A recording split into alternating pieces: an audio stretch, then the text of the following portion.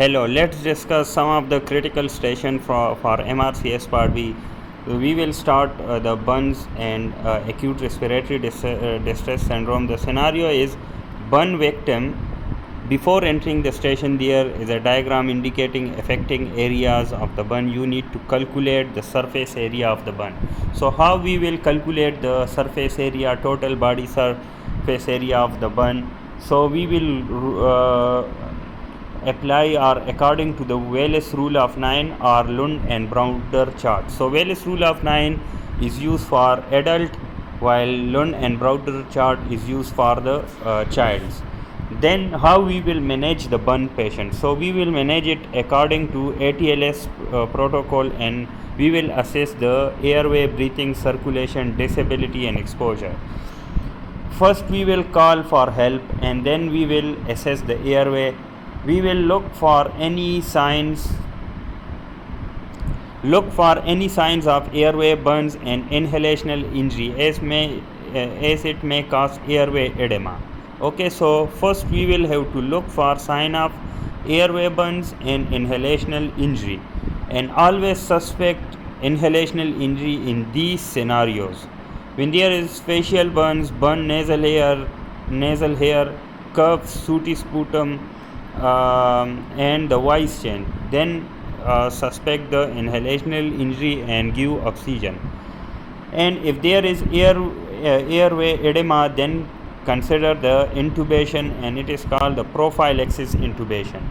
Then after the airway comes to breathing and ventilation, and in the burn injuries and in the burn patient, always ensure that adequate ventilation can be achieved, as tracheal or pulmonary burns can impair effective gas exchange. Also in full thickness burns, chest burns, it can impede chest expansion like in the eschar.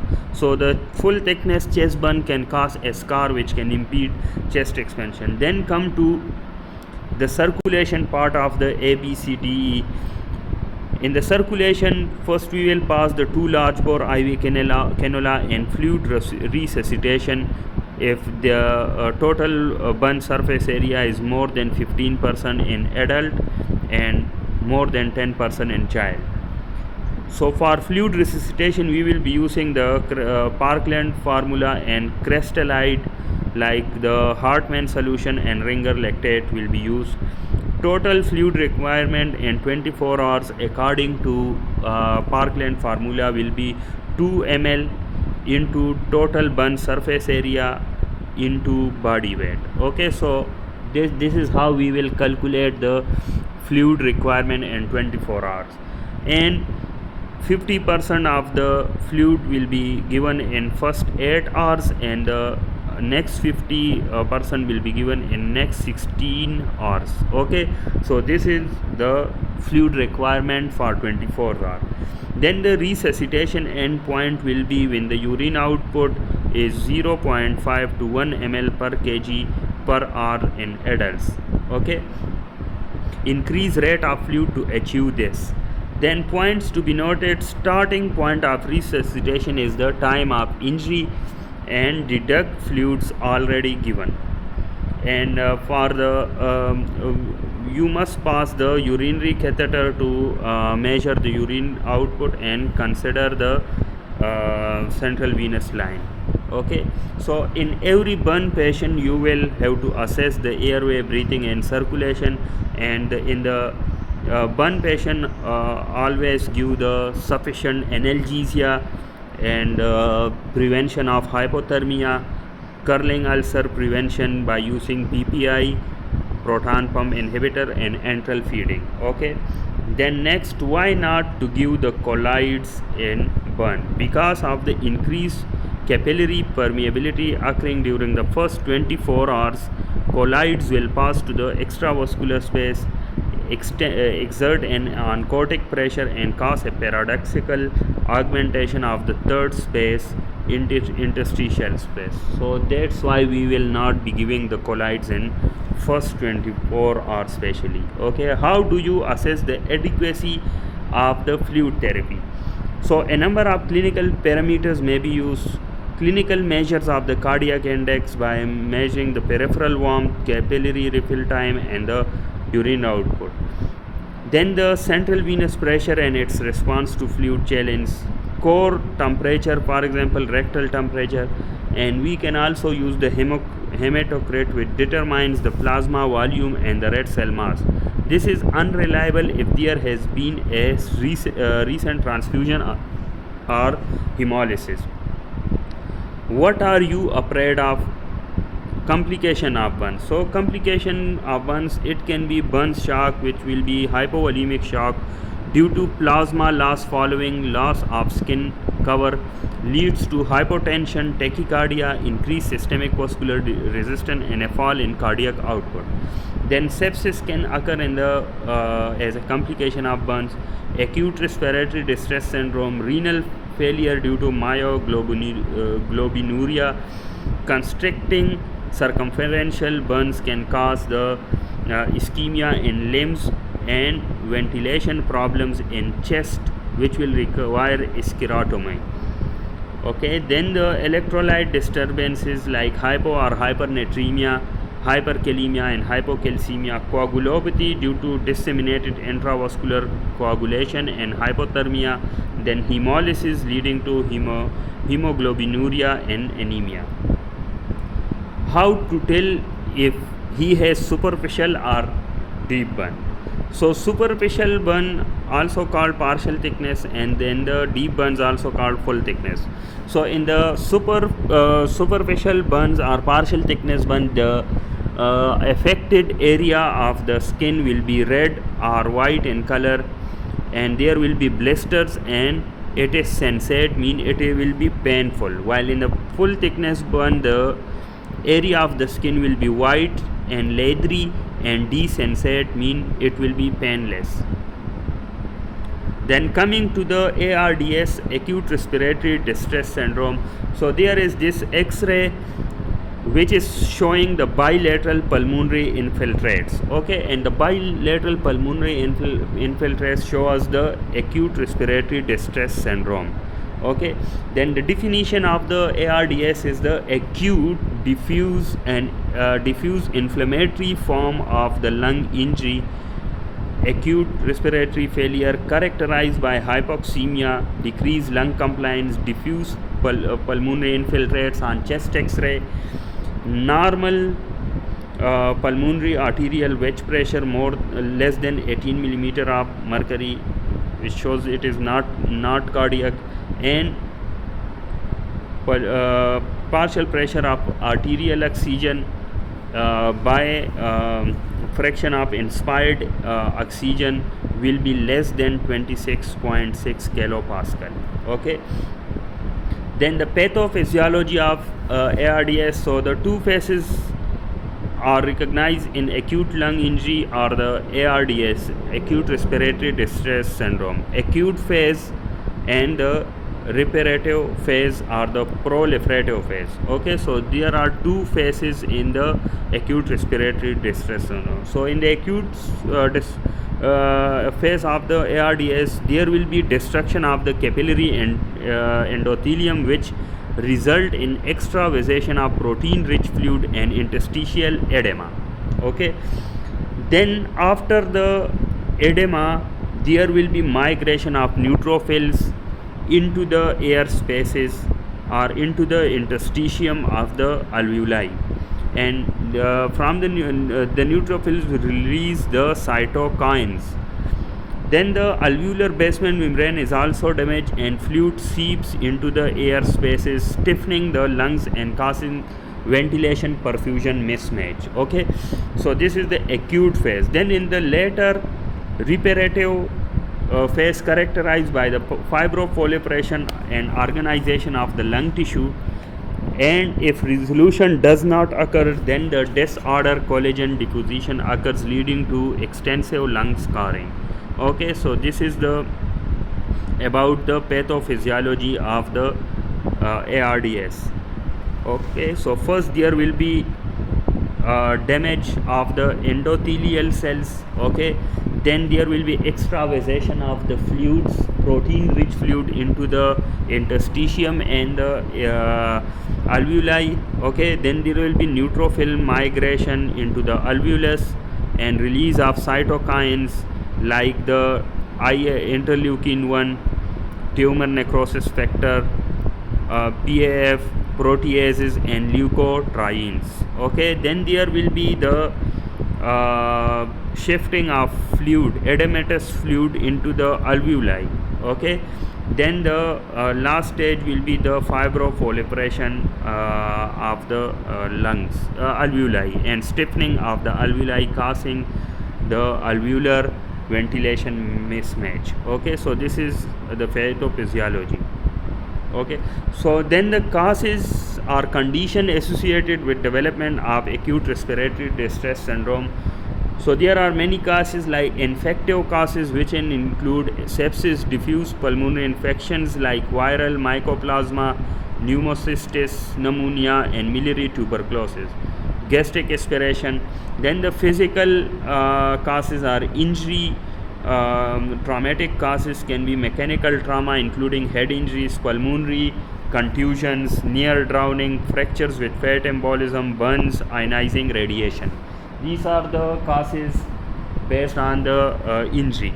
Then the hypersensitivity reaction like organic solvent and drugs can cause hypersensitivity reaction, which can lead to ARDS. Chemical injury include heroin or methadone overdose, anti-salicylic acid, barbiturate overdose and paraquat.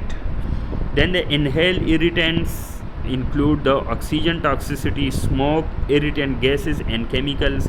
They can lead to ARDS. Then the cardiopulmonary bypass, pancreatitis and hematological condition like TRALI, transfusion associated lung injury, and DIC, disseminated intravascular coagulation, they can also lead to ARDS. And the last one is uremia. So these are the main causes for the ARDS. Then what is Berlin criteria? So Berlin criteria, it is basically the categorization of the ARDS into mild, moderate and or severe based on the this ratio of the pulmonary arterial partial pressure of arterial oxygen divided by fraction of inspired air. So if this ratio is 200 to 300, then there will be mild ARDS.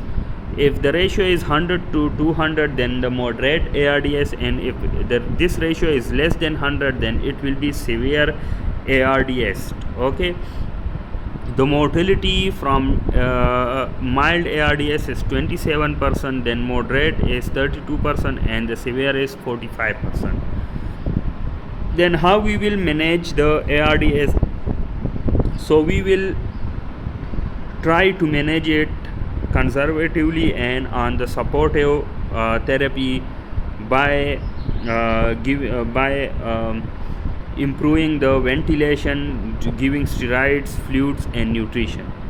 Okay, so first we will admit the patient into the ITU, give supportive therapy and treat the underlying cause. We will give the respiratory support by giving the positive and expiratory pressure of 5 to 15 centimeter of water to prevent premature alveolar closure. Then the prone position, this has been found to be significantly improve the oxygenation up to 65%. Then giving steroids like low dose steroids are associated with improved mortality and morbidity outcomes. Then the sepsis, if there is sepsis, then we will give the antibiotics either by identifying the organism and treat accordingly, or but if there is clinical suspicion of the sepsis and no organism or culture, then the empirical antibiotics can be used, but avoid the nephrotoxic antibiotics. Then the hemodynamic management by giving the fluids should be replaced, but with care not to overload. Assessment may be made by measuring blood pressure and urine output. Finer assessment may be necessary using a Swan's-Ganz catheter to measure the pulmonary capillary wedge pressure, also called pulmonary arterial wedge pressure. Then, if there is evidence of circulatory failure despite adequate hydration, such as fall in cardiac or urine output, then consider low dose dopamine as a renal arterial dilator and dobutamine for its positive inotropic action. But if there is fluid overload, then we will consider the furosemide 40 to 120 mg for 24-hour IV. Other supportive care include nutritional support. Enteral feeding is better than parenteral feeding. Then the venous thromboembolism prevention with low molecular weight heparin, and gastric ulcer prevention with prophylactic medications by giving the proton pump inhibitor. What are the long term sequelae of the ARDS? Okay, so first there it can cause the impaired gas exchange with refractory hypoxemia by ventilation perfusion mismatch and physiological shunting. Then the second complication can be decreased lung compliance due to stiff, poorly or non-aeratic regions of the lung, and pulmonary hypertension can also occur. This is the figure showing the Wallace rule of 9. So according to the Wallace rule of 9, total head is 9%, 4.5 interior and 4.5 posterior. Then the upper limb interior side is 4.5 and posterior side is 4.5, so total is 9%. Okay, then the interior upper chest or upper trunk is 9%, and the lower trunk or the abdomen, interior abdomen is 9%. Upper back is 9% and the lower back is 9%. Then the lower limb, each interior side is 4%, posterior side is 9%. Lower limb interior side is 9% and posterior side is 9%. Okay, so total lower limb is 18%. Then 1% is perineum. Okay, so it is the Wallace rule of 9.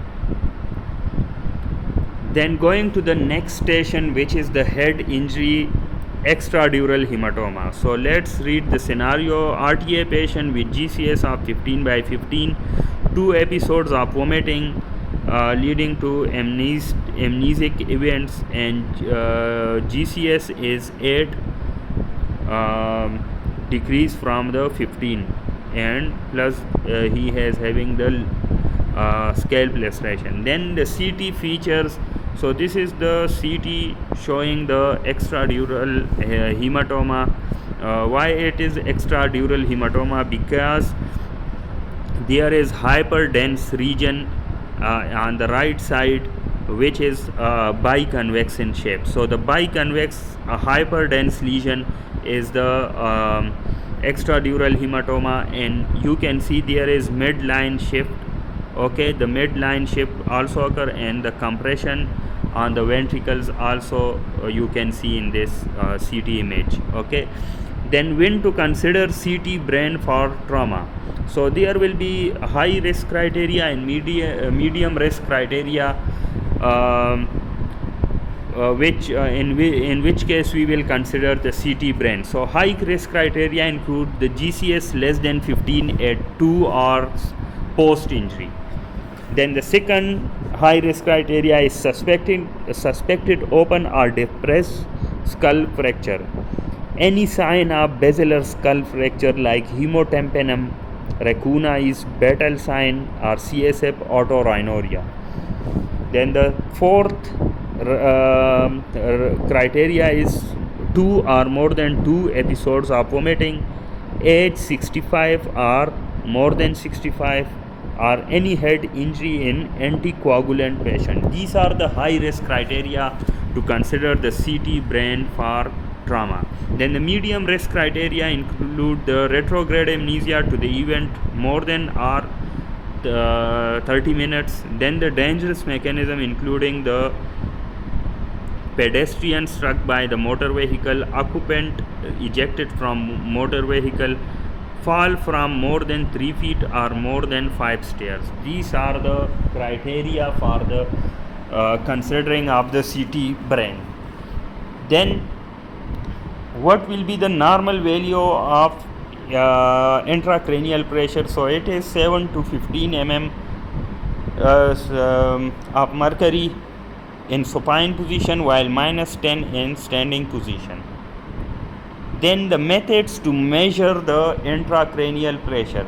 It can be intraventricular catheter, which is the most invasive method but the gold standard, and it allows drainage of the CSF to lower the ICP.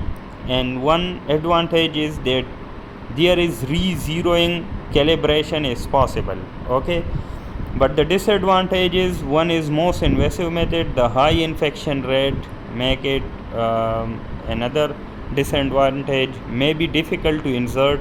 Simultaneous CSF drainage and ICP monitoring is not possible. Then the second method is intraparenchymal probe, which has low infection rate, but it measures local pressure and drift of zero over time. These are the disadvantages. Then the subarachnoid probe, advantages are low infection rate and no brain penetration, but the disadvantage is it has limited accuracy, high failure rate. Okay, and the periodic flushing is necessary. Then the epidural probe, it has advantages of low infection rate, easy to insert and no penetration of dura, but disadvantages limited accuracy and relatively delicate. Then the lumbar CSF pressure, it has advantage that it is extracranial procedure, but disadvantages are inaccurate reflection of the intracranial pressure, may be dangerous when brain edema is present. Then the non-invasive methods, there are two: tympanic membrane displacement and transcranial Doppler. Tympanic membrane displacement is non-invasive, it is the advantage, but the disadvantage is that it is the insufficient precise. Okay, then the transcranial Doppler, again it is the non-invasive, but there is limited precision of this method. What is the danger of the lumbar puncture in increased ICP? So there is risk of herniation and coning. Okay, what are the risks and benefits from measuring ICP?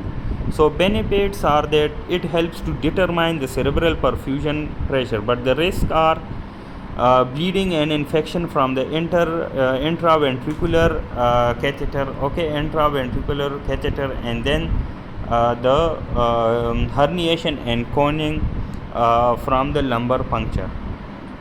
Then the next question is, what is the Cushing reflex? So it is the physiologic nervous system response to an elevated intracranial pressure that results in the Cushing triads, and Cushing triads consist of hypertension, bradycardia and irregular breathing. This is the Cushing triad.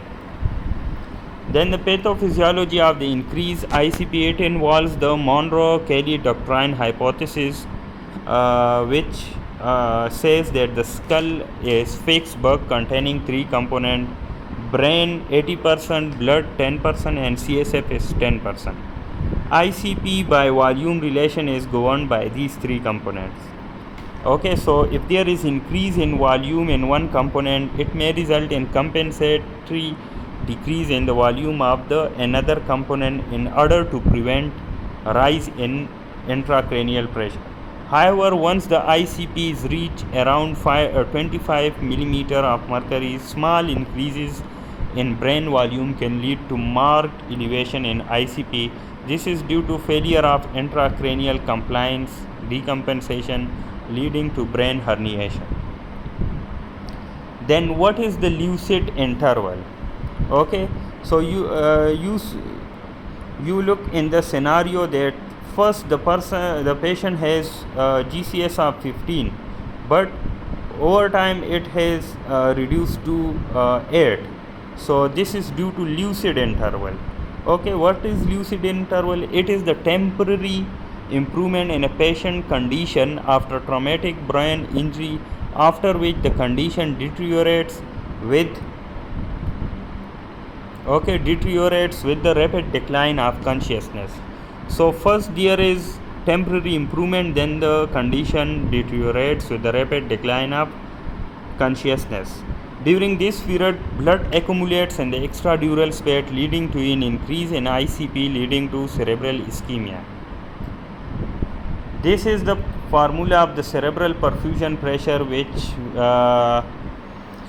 is equal to mean arterial pressure minus intracranial pressure, and mean arterial pressure can be measured by diastolic pressure plus 1/3 of the pulse pressure.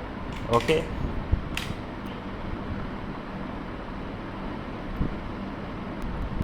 Clinical picture of the increased ICP. So the clinical picture include the headache, nausea, vomiting, papilledema, fall in GCS due to pressure symptoms and ischemia. Then the dilated pupil can occur due to oculomotor nerve palsy, and defect in lateral gaze can occur due to abducen nerve palsy. Cushing triad can occur, which include the hypertension, bradycardia, and irregular respiratory pattern. How we will manage this patient? Then first we will assess the airway, breathing, and circulation. Then we will intubate the patient. Okay, because the GCS is 8.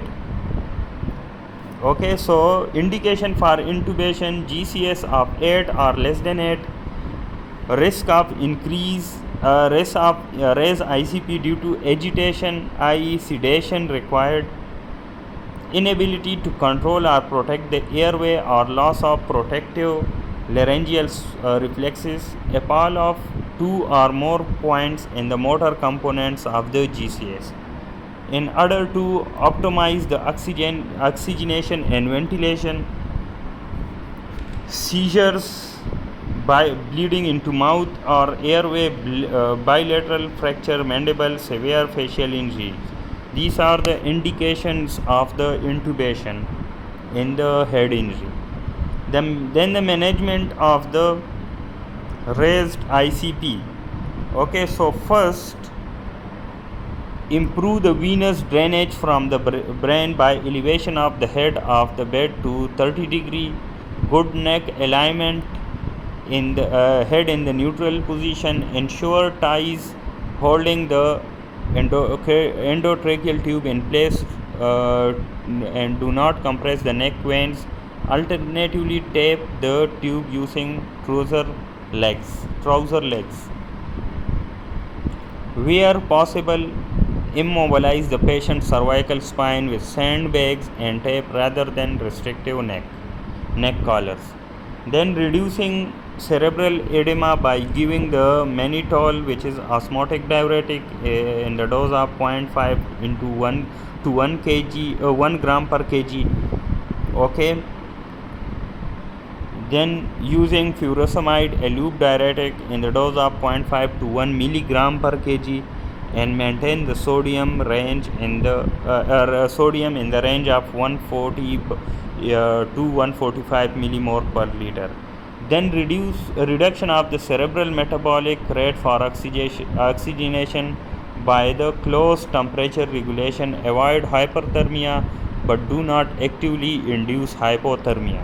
Use of sedation and anesthetic drugs.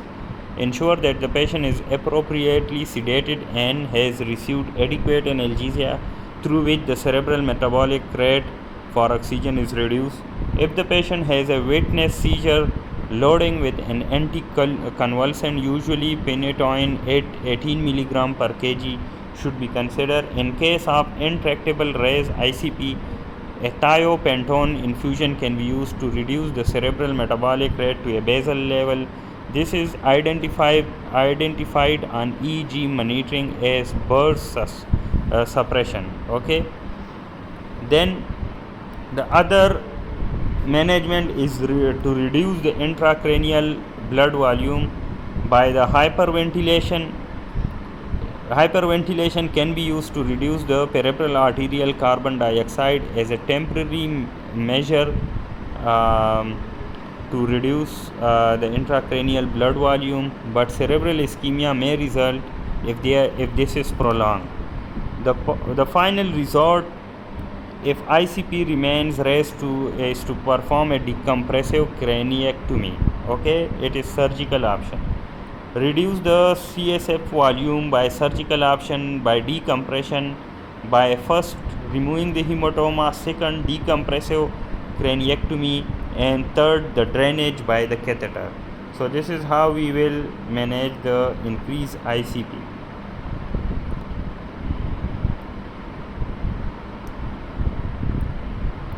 Then we will discuss the extradural hematoma. Subdural hematoma. Okay, the scenario is that the 80-year-old woman who fell down and diagnosed as subdural hematoma. In the emergency, the eyes are open to pain, makes incomprehensible sounds, and withdraw to painful stimulus. So first we will calculate her GCS. Okay, so the eyes are open to pain, so it means the eye opening is 2, while the verbal response is make incomprehensible sounds, so sounds 2, and the motor response that she withdraws to painful stimulus, so withdraw from pain it is 4, so total the GCS is 8. Okay, so in GCS Glasgow Coma scale, it is a neurological scale. Okay,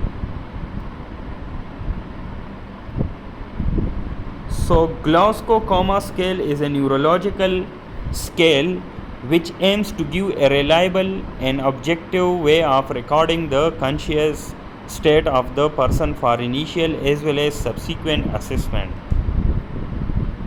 GCS has 3 components. You can remember by EVM, eye opening, verbal response, and motor response. Eye has total of the 4 score, verbal has 5, and motor has 6. So 4, 5, 6. Total of the 15 score, maximum score is 15 and the minimum score will be 3. Okay, the eye opening, if there is spontaneous eye opening, then the score is 4. If the eye opening is to the speech, then it is 3. If it is to the painful stimulus, then it is 2, and no eye opening is 1. Okay, so the score is minimum score of the GCS is each component of GCS is 1. Then the verbal response, if person is oriented, then it is 5. If he is or she is confused, then 4. If there are only words, then 3, and sounds 2, and no verbal response is 1. Motor response, if the patient is obeying the command, then the score is 6. And if the patient is localizing the pain, then 5. If withdraw from pain, then 4. Okay, 4. If there is abnormal flexion to pain, then the score is 3. And if there is extension to the pain, then the score is 2, and no motor response is 1. So total maximum score is 15 and minimum score is 3. Okay, so the GCS range from 3 to 15. Okay,